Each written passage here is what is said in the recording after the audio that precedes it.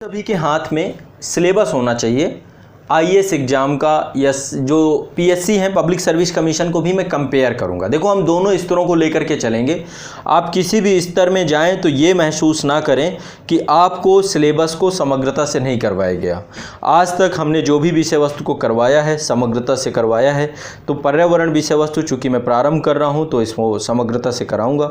जैसा कि आप जानते हैं कि जब कोई विषय वस्तु मैं प्रारंभ करता हूँ तो प्रयास मेरा यही रहता है कि कुछ छूटे ना, चीज़ें अच्छे से हो, कोई भी चीज़ बचे ना, है ना। तो उसी प्रयास में आज जो है मैं क्लास प्रारंभ कर रहा हूँ। सबसे पहले आप अपना पाठ्यक्रम आपके पास हो तो आप लोग प्रारंभ ओपन कर लीजिए, है ना। और सबसे पहले इन्वायरमेंट की भूमिका क्या है, पर्यावरण। देखो टॉपिक आपका क्या है, पर्यावरण। पर्यावरण एवं पारिस्थितिकी, ठीक है। पर्यावरण एवं पारिस्थितिकी ये आपका पूरा का पूरा पाठ्यक्रम और सिलेबस में है। तो जैसा कि आपको पता है कि दो महत्वपूर्ण चरण हैं आपके, पहला है प्रारंभिक परीक्षा और दूसरा है मुख्य परीक्षा। तो प्री में पर्यावरण और मुख्य मेंस में पर्यावरण, इन दोनों को समझने का प्रयास करेंगे। प्री में पर्यावरण का क्या रोल है और मेंस में पर्यावरण को क्या रोल है, इसको भी समझने का प्रयास करेंगे।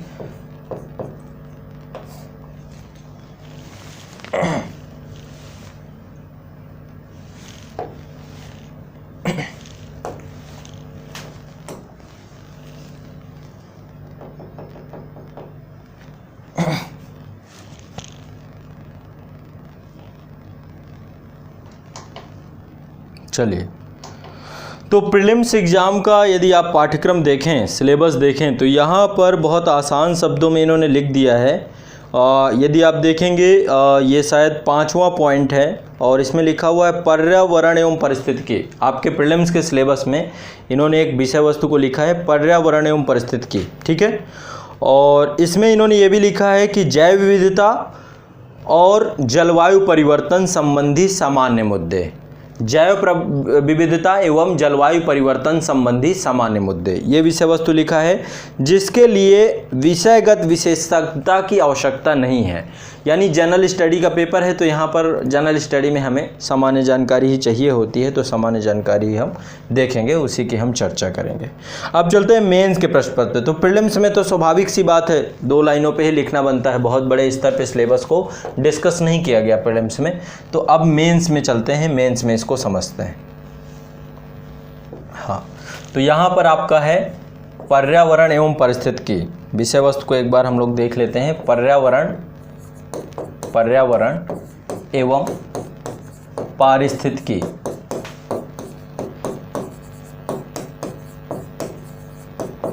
ठीक। तो यहाँ पर हमें समान अध्ययन के दृष्टिकोण से ही पढ़ना है, हमें ना तो ज़्यादा पढ़ना है ना तो कम पढ़ना है, ठीक है। विषयगत विशेषज्ञता की आवश्यकता नहीं है। इसमें जो टॉपिक आपके सिलेबस में डिस्कस किए गए, पहले वो की पॉइंट की बात करते हैं। जैसे जैव विविधता, ये की पॉइंट आपका दिया गया है प्रीलिम्स के सिलेबस में। विविधता, अभी मैं मेंस का सिलेबस भी देख लूँगा। जैव विविधता, जलवायु परिवर्तन दूसरा की पॉइंट दिया गया है। ये की पॉइंट होते हैं आपके सिलेबस में, बहुत सारे की पॉइंट दिए गए हैं। जलवायु परिवर्तन ये भी एक की पॉइंट है। इसके बाद आपका इसी में दिया गया है, हाँ ठीक है। अब चलते हैं मेंस के सिलेबस में। मेंस के सिलेबस में यदि आईएएस की बात करें तो आईएएस में जीएस का प्रश्न पत्र तीसरा है, सामान्य अध्ययन का प्रश्न पत्र तीसरा है और वहाँ पर पर्यावरण की बात की गई है। तो चलिए वहाँ पर चल करके एक बार हम लोग देख लेते हैं। सिलेबस आप लोगों के पास होगा, यदि नहीं होगा तो ग्रुप में मैं साझा करवा दूंगा आप लोगों के। तो आप एक बार पाठ्यक्रम को अपने स्तर पर देख लीजिएगा और प्रयास ये करिएगा। जो मेंस में है, मेंस में जो की पॉइंट दिए गए हैं, जैव विविधता एवं पर्यावरण, तो जैव विविधता ही है। तो इसमें क्या है, सबसे पहली चीज़ है कि जो संरक्षण की बात होती है, जो पर्यावरण और पारिस्थितिकी के साथ साथ जैव संरक्षण की बात है, या फिर जितने भी है ना, किस तरीके से पर्यावरण से उपस्थित जितने भी कारक हैं उनका संरक्षण किया जाता है, इससे जुड़ा हुआ प्रश्न भी आपके लगातार पूछते हैं। तो ये की पॉइंट दिया गया है, तो देखो की पॉइंट देख लेंगे तो हमें इन पे फोकस ज़्यादा करना है और इनको प्राइमरी तौर पे लेके चलना है। एक टॉपिक है आपका पर्यावरण प्रदूषण, पर्यावरण प्रदूषण, ये टॉपिक भी आपका की पॉइंट के तौर पे है। और इसके बाद पर्यावरण अवनयन, इन्वायरमेंटल डिग्रेडेशन, पर्यावरण अवनयन, अवनयन, यानी कि ये भी पॉल्यूशन और यही पर्यावरण कैसे, तो इसी से जुड़ता है ये अवनयन। ठीक है, ये भी की पॉइंट ही है। इसके बाद पर्यावरण का प्रभाव, पर्यावरण प्रभाव एवं आकलन, प्रभाव एवं आकलन, आकलन है ना। इसके बाद इसी के साथ एक टॉपिक जुड़ता है आपदा प्रबंधन। आपदा और आपदा प्रबंधन, ये विषय वस्तु देखो एक चीज़ समझिए, पर्यावरण वैसे ये ज्योग्राफी की विषय वस्तु है, ज्योग्राफी का ही एक पूरा टॉपिक है, भूगोल की ही विषय वस्तु है, लेकिन अब समसामयिक परिस्थितियों में अपना एक स्वतंत्र प्रभार भी रखता है। ये एक इंडिपेंडेंट सब्जेक्ट के तौर पर भी बन के उभरा है ना। आज़ादी के बाद, स्वतंत्र द्वितीय विश्व युद्ध के बाद, द्वितीय विश्व युद्ध के बाद जब यूनाइटेड नेशन का गठन हुआ, उसके पश्चात ही या फिर ये कहें, इससे भी थोड़ा सा और पहले ले चलता हूँ आप लोगों को, औद्योगिक क्रांति, आप लोगों ने सुना होगा इंडस्ट्रियल रेवोल्यूशन, है ना। चलो थोड़ा सा 2 मिनट में मैं बातें करता हूँ, फिर चर्चा करते हैं। औद्योगिक क्रांति, औद्योगिक क्रांति, इसका ही प्रभाव है पर्यावरण प्रदूषण और ये जो पर्यावरण इन्वायरमेंटल डिग्रेडेशन है, इसमें एक टॉपिक और यहाँ पे ऐड कर देते हैं जिसका नाम है, यहाँ जलवायु परिवर्तन है, इसी में ग्लोबल वार्मिंग यानी वैश्विक तापन, एक टॉपिक ये भी जोड़ देते हैं, वैश्विक तापन। अभी बहुत सारे टॉपिक मैं आपको बताऊंगा जो मैं आपको क्रम से पढ़ाऊंगा। वैश्विक तापन, ग्लोबल वार्मिंग, है ना, ये सब इसी का ही पूरा का पूरा विषय वस्तु इसी से जुड़ता है। तो औद्योगिक क्रांति के परिणाम स्वरूप ही पर्यावरण में पर्यावरण अवनयन जैसी समस्या का जन्म हुआ, अवनयन जैसी समस्या का जन्म हुआ। अब देखो, मानव सिर्फ एक छोटा सा घटक है पर्यावरण का। मानव जैसे बहुत सारे तत्व हैं, है ना, जैविक तत्व हैं, अजैविक तत्व हैं, वो सारी चीज़ें हम समझेंगे कि क्या क्या एलिमेंट्स हैं, क्या क्या कंपोनेंट्स हैं, वो चीज़ें हम समझेंगे पर्यावरण की। लेकिन मानव ने पर्यावरण के को प्रभावित करने में सबसे महत्वपूर्ण भूमिका निभाई है। कैसे भूमिका निभाई है? इंडस्ट्रियल रेवोल्यूशन करके, औद्योगिक क्रांति। अब औद्योगिक क्रांति है क्या? ये चीज़ आपने खूब पढ़ी होगी कि 1780 में औद्योगिक क्रांति प्रारंभ होती है, यानी 18वीं शताब्दी के उत्तरार्ध में। कहाँ पे? इंग्लैंड में। विश्व इतिहास में आपने ये चीज़ पढ़ी होगी, इंग्लैंड में, है ना। औद्योगिक क्रांति प्रारंभ होती है और औद्योगिक क्रांति में होता कुछ नहीं। औद्योगिक क्रांति क्या है? कुछ नहीं है, सिर्फ 2-3 शब्द हैं जो आप समझ लें। व्यापार प्रणाली में एक परिवर्तन हुआ 1780 के दशक के बाद से। व्यापार प्रणाली में एक परिवर्तन हुआ, प्रणाली में एक परिवर्तन हुआ। कैसा परिवर्तन हुआ बताइए? व्यापार प्रणाली में एक ऐसा परिवर्तन हुआ जिसमें उत्पादन एवं व्यापार, उत्पादन एवं व्यापार में अप्रत्याशित क्या हो गया? अप्रत्याशित वृद्धि हो गई। अचानक से इतनी तेजी से उत्पादन और व्यापार बढ़ गया, यही तो औद्योगिक क्रांति, और कुछ नहीं। इतनी 2 शब्दों की परिभाषा है, ठीक है। तो औद्योगिक क्रांति क्या है? कुछ नहीं, व्यापार प्रणाली में एक परिवर्तन है। कैसा परिवर्तन है? कैसा परिवर्तन है? और यही परिवर्तन आगे जा करके इसको भी जन्म देगा। कैसा परिवर्तन है व्यापार प्रणाली में? पहले व्यापार प्रणाली में देखिए होता क्या था। पहले आपको पता है कुटीर उद्योग, है ना, घरेलू उद्योग, घर पे ही घरेलू उत्पादन प्रणाली थी। मैं इसको दूसरे शब्दों में कहूँ तो घरेलू उत्पादन प्रणाली थी, उत्पादन प्रणाली थी, ठीक है। यानी कि जो भी रॉ मटेरियल मिलता था प्राइमरी सेक्टर से, घरों में ही उसको प्रोसेस्ड कर करके उसको आवश्यकता की वस्तु बना लिया जाता था। लेकिन कालांतर में हुआ क्या? कालांतर में इसका स्थान ले लिया। किसने? कुछ कारक ऐसे उपस्थित हुए, कुछ ऐसे कारक उपस्थित हुए जिसने घरेलू उत्पादन प्रणाली का स्थान ले लिया, जिसका नाम क्या था? जिसका नाम था कारखाना उत्पादन प्रणाली। एक नए प्रकार की प्रणाली का जन्म हो गया। किसमें? औद्योगिक क्रांति के दौरान।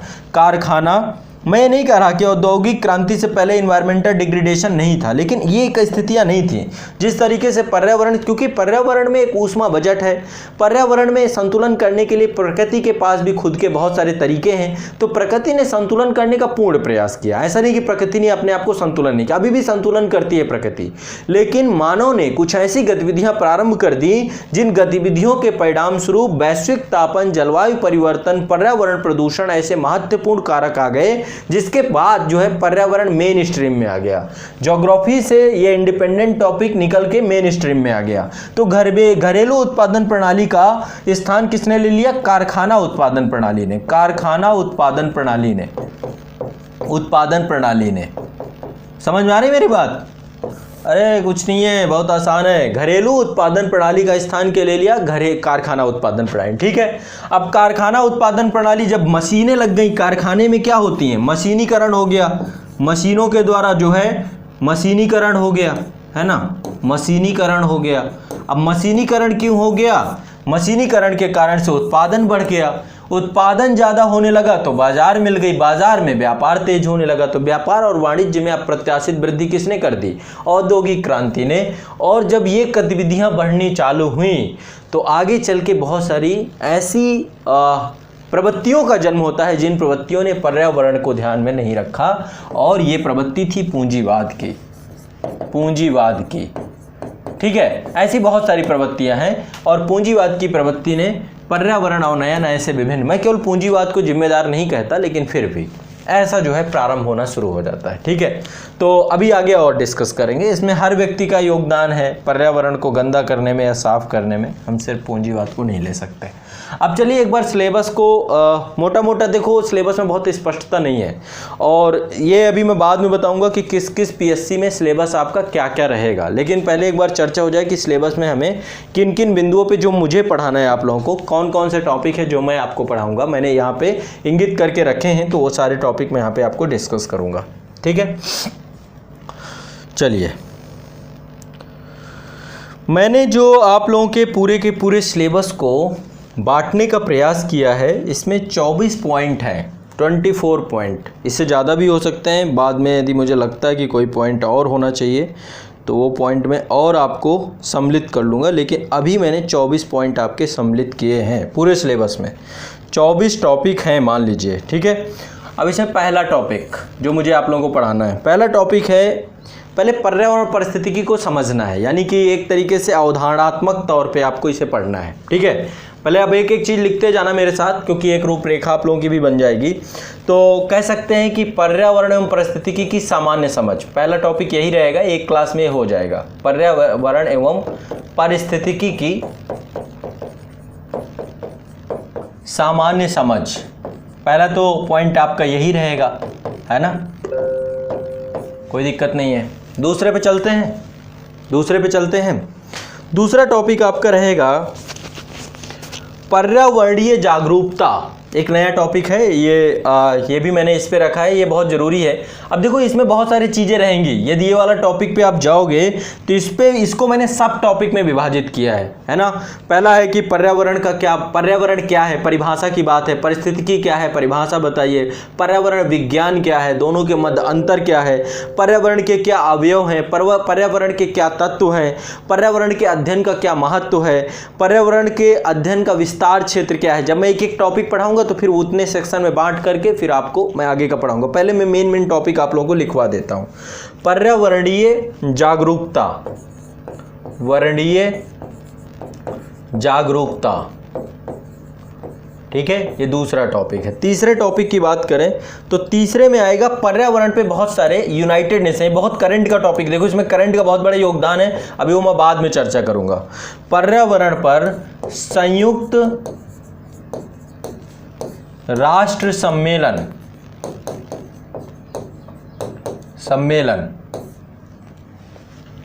पर्यावरण पर संयुक्त राष्ट्र सम्मेलन।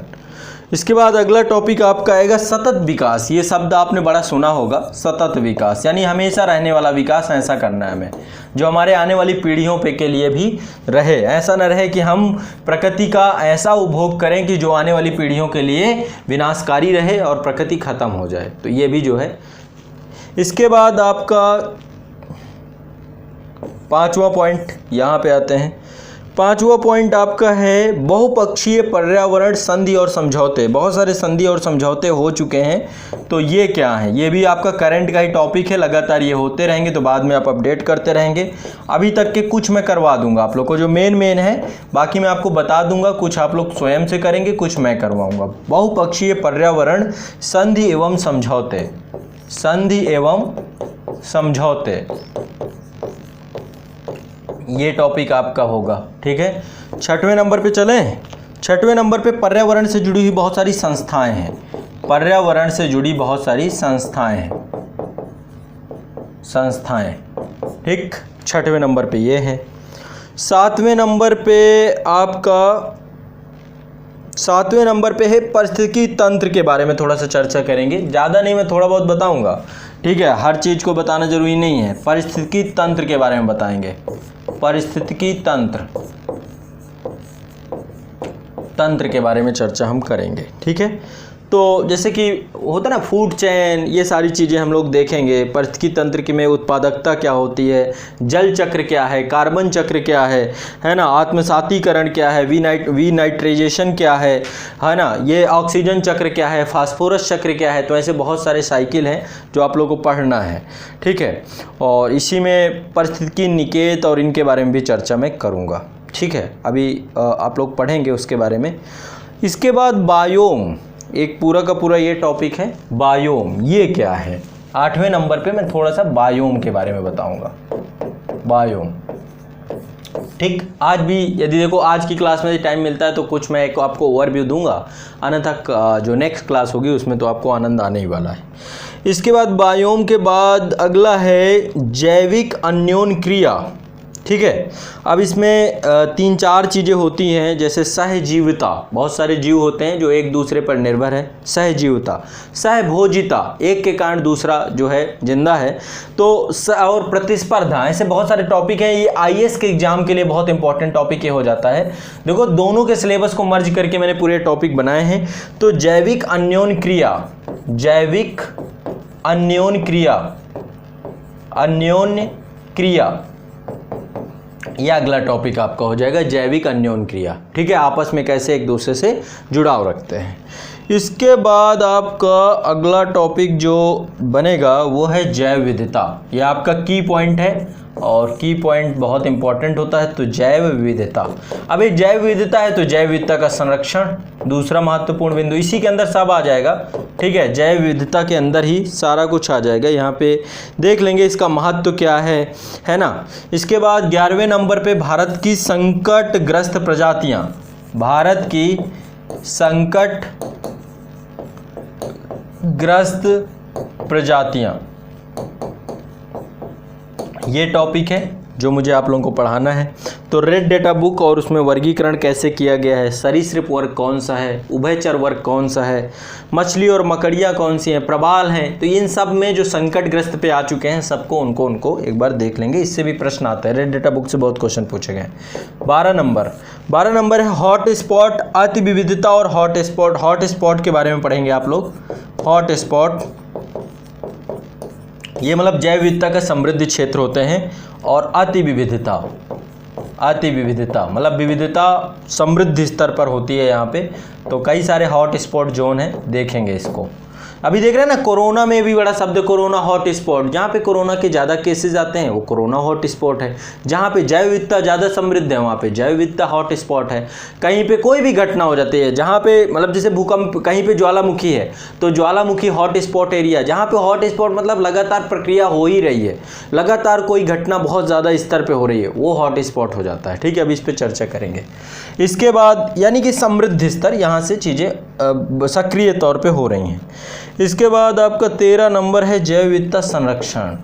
तो ये जैव विविधता के अंदर ये 3 टॉपिक है, और इसी के बाद आएगा जैव विविधता संरक्षण, जैव विविधता संरक्षण। तो लिखवाऊंगा भी हर चीज़, बोल जैसे क्लास में लिखवाया जाता है वैसे एक चीज़ लिखवाई भी जाएगी। आपके नोट्स भी खुद के बनाने हैं, आप लोगों को सबको लिखने हैं। भारतीय जैव भौगोलिकी एवं जैव विविधता, भारतीय, थोड़ा सा छोटे टॉपिक हैं ये, लेकिन चलो इनको इंडिपेंडेंट ही मैं पढ़ा दूंगा। इसके अंदर कुछ सब टॉपिक भी रहेंगे। भौगोलिकी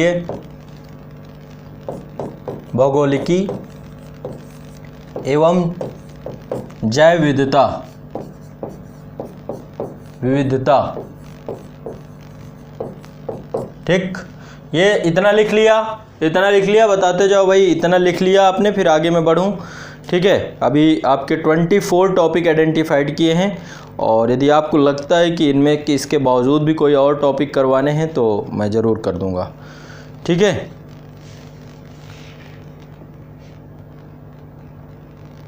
सबके लिए है ये, सबके लिए, आईएएस और पीसीएस सभी के लिए, लिखते जाइए चीज़ों को, ठीक है, सिलेबस पहुंच जाएगा। आगे बढ़ते हैं नेक्स्ट। इसके बाद आपका ये लिखते जाइए भाई, आप लोग सभी लोग साथ साथ लिखते जाएंगे, इंतजार नहीं करेगा कोई, मैं फिर बाद में मौका नहीं देता हूँ। साथ साथ जो भी बोर्ड में लिखूँ साथ साथ लिखते जाना है। अगला है वन्य जीव संरक्षण और प्रबंधन, संरक्षण एवं प्रबंधन।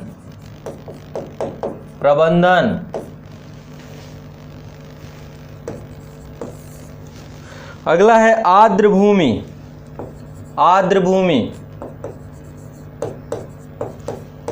मैंग्रोव और प्रवाल वित्तियां।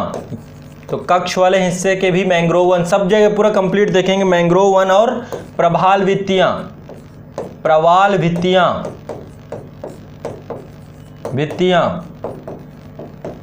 ठीक है। 17 नंबर, जैव विविधता सम्मेलन, बड़ा करंट का टॉपिक है, इससे बहुत प्रश्न आते हैं। सम्मेलन, जैव विविधता सम्मेलन, आमतौर पे बहुत सारी जगहों पे या फिर बहुत सारी पुस्तकों में केवल आप इस चीज़ को ज़्यादा देखेंगे। कुछ लोग केवल ये पढ़ के उनको लगता है कि उन्होंने इन्वायरमेंट के बारे में समझ लिया। तो इन्वायरमेंट का सिलेबस बड़ा आसान इतना नहीं है कि बहुत ज़्यादा दिक्कत है, लेकिन मुद्दा यही है कि अब आप लोग इसको सही तरीके से यदि डिकोडिफाइड कर पाएँ, समझ पाएँ तो आसान हो जाएगा। एवं मसौदे, ठीक है। 18 नंबर, इसमें क्या करेंगे, इसमें है जैव विविधता अधिनियम, नीतियाँ और कार्यक्रम। ये सम्मेलन था, अब इस सम्मेलन के परिणाम स्वरूप बहुत सारे क्या बने हैं, जैव विविधता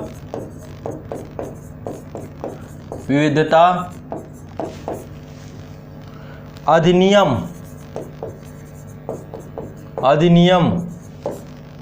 नीतियाँ, बहुत सारी पॉलिसी बनी है, नीतियाँ और कार्यक्रम।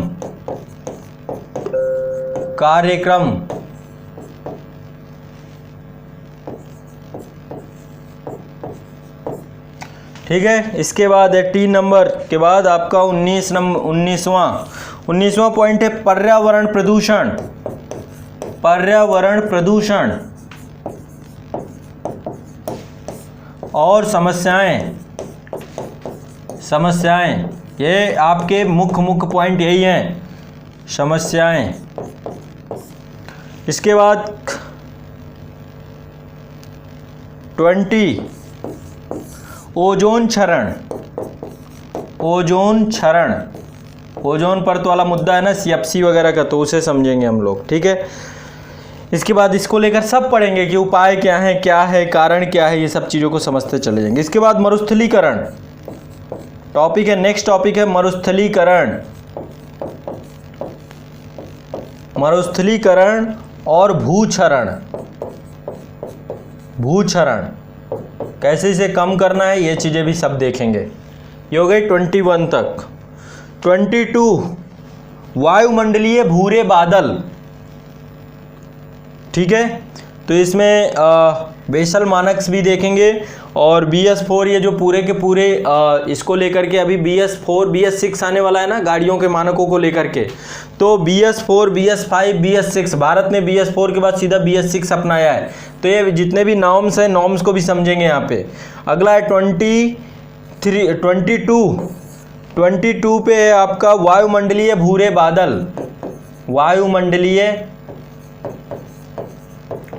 भूरे बादल,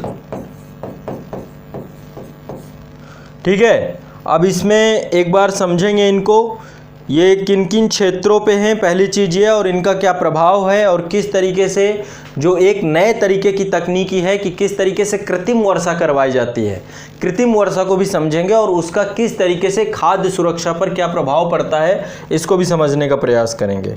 इसके बाद अगले चलते हैं 23 पर्यावरणीय कानून,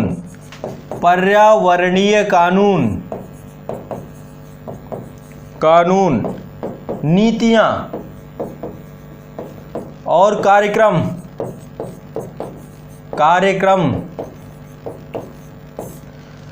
23 के बाद अंतिम है आपका 24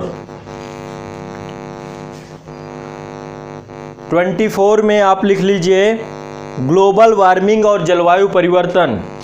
अगला टॉपिक है आपका 24, उसमें लिख लीजिए ग्लोबल वार्मिंग और जलवायु परिवर्तन। ग्लोबल वार्मिंग और जलवायु परिवर्तन, वैश्विक तापन और जलवायु परिवर्तन। तो ये हो गए 24 पॉइंट मैंने आपके बनाए हैं। अब मुझे आप लोग बताओ यदि थोड़ा सा भी आप लोगों को लगता है कि इसमें से कुछ टॉपिक और होने चाहिए। मेरे ख्याल से लगभग सभी हो गए, लेकिन अब आप एक बार मुझे बता दो। 24 के 24 लिख गए आपके, ठीक है, 24 के 24 टॉपिक लिख गए। 24वां टॉपिक क्या था आपका? वैश्विक तापन एवं जलवायु परिवर्तन। वैश्विक तापन एवं जलवायु परिवर्तन 24 था आपका वैश्विक तापन एवं जलवायु परिवर्तन।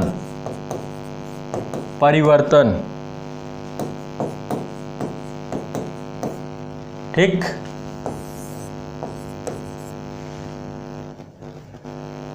ठीक, ये हो गए आपके लगभग सारे टॉपिक। इन्हीं टॉपिक पे हमारी एक व्यापक चर्चा पर चर्चा प्रारंभ होगी, अब चलेगी। और यही टॉपिक अब देखो, एक इसके लिए ये सिलेबस जो आपका था, सिलेबस के आधार पे ही मैंने 24 टॉपिक बताए हैं। इसके अतिरिक्त भी यदि कुछ ऐसा होता है, क्योंकि इसके अतिरिक्त मुझे लगता नहीं कि इससे बाहर कुछ है, लेकिन इसके अतिरिक्त भी कुछ होता है तो एक और टॉपिक बना लीजिए 25वां विविध में कुछ भी जो भी बचेगा उसको कर लेंगे। मान लो कुछ भी रह जाता है, यदि नहीं होगा तो मिसलिनियस में कुछ नहीं होगा। तो इस तरीके से आपके इन्वायरमेंट में ये पूरा टॉपिक आप जब पढ़ लेंगे तो इन्वायरमेंट के फिर प्रश्न आपके गलत नहीं होंगे। अब 2 काम आपको करना, ये काम तो देखो मेरे हो गए, मैं ये सारी चीज़ें करवाऊंगा आपको साथ साथ, लेकिन सिर्फ मेरे भरोसे, खुद के भरोसे रहना है, भगवान भरोसे नहीं रहना। आपने खुद के भरोसे रहना है, खुद के भरोसे रहना है, भगवान भरोसे नहीं रहना। ध्यान में रखना, भाग्यवादी नज़रिया नहीं होना चाहिए, बैसाखी नहीं बनना मुझे आपकी। तो सेल्फ स्टडी करना है। सेल्फ स्टडी में मैं एक बुक आपको बता रहा हूँ, ये भी साथ साथ मेरे आप करेंगे। एक बुक आपको बता रहा हूँ जिसे आप करेंगे, ठीक है, ज़्यादा कुछ नहीं बता रहा हूँ, बहुत एक आसान बुक बता रहा हूँ आपको। ये आती है परीक्षा वाणी की एक बुक आती है, पारिस्थितिकी एवं पर्यावरण। परीक्षा वाणी की एक बुक आती है पारिस्थितिकी एवं पर्यावरण, तो ये पढ़ेंगे आप, पारिस्थितिकी एवं पर्यावरण, बौद्धिक प्रकाशन की आती है ये भर आप और कर लेंगे साथ में, और जितना मैं करवाऊँ बस 2 चीज़ों के करने से काम हो जाएगा। ये मतलब इसमें पिछले साल के क्वेश्चन भी दिए हैं, सब कुछ दिया गया है और एनसीईआरटी के बेस पे है। वैसे एक एनसीईआरटी आती है पर्यावरण बोध, क्लास 7th की है मेरे ख्याल से, तो पर्यावरण बोध है, लेकिन अब एनसीईआरटी आप लोग पढ़ेंगे नहीं, है ना। तो एनसीईआरटी का मुझे पता नहीं है, लेकिन आप लोग इसे पढ़ लेंगे तो इससे आपका काम हो जाएगा। ये आपकी आती है, ठीक है, इसको आपको करना है साथ साथ। मतलब कि इन 60 दिनों में ये बुक आपकी खुद से पढ़ना है, ये खुद से पढ़ोगे आप, मैं नहीं पढ़ाऊंगा इसको, ये आपको पढ़ना है। तो मैं जो भी पढ़ाऊंगा मेरे खुद के नोट्स हैं, मैंने खुद जिस पे काम किया वो पढ़ाऊंगा आपको। आपका काम क्या होना चाहिए? आपका काम होना चाहिए पर्यावरण एवं पारिस्थितिकी, ठीक है। कुछ लोग लेट आ रहे हैं क्या, अभी आ रहे हैं क्या, है ना, अभी मैं उनसे बात करूंगा, रुक के रहिएगा, ठीक है। यहाँ पे ये आपका इतने टॉपिक आपने आइडेंटिफाइड कर लिए। अब इतने टॉपिक पे ही हमारी प्रॉपर चर्चा पर चर्चा होगी। इतने टॉपिक को मैं क्रम से लेकर के चलूँगा, एक एक बिंदुवार सबको समझाता जाऊँगा, कोई भी टॉपिक आपका बचेगा नहीं। अभी आप लोग के ऊपर है, प्रॉपर नोट्स मेरे साथ बनाते चलेंगे तो कल से आपकी विषय वस्तु चालू होगी। कल से मैं टॉपिक वाइज एक एक टॉपिक लूँगा और आपको कंप्लीट कराता हुआ चला जाऊँगा। तो कल से प्रॉपर हमारी बाकी की विषय वस्तु चालू होगी। अब आप मुझे एक बार जो भी कोई डाउट हो, कोई प्रश्न हो किसी का, किस तरह की किसी को कोई दिक्कत हो तो आप लोग पूछ सकते हैं, है ना। अब आप मुझसे कोई भी प्रश्न हो तो आप पूछ सकते हैं।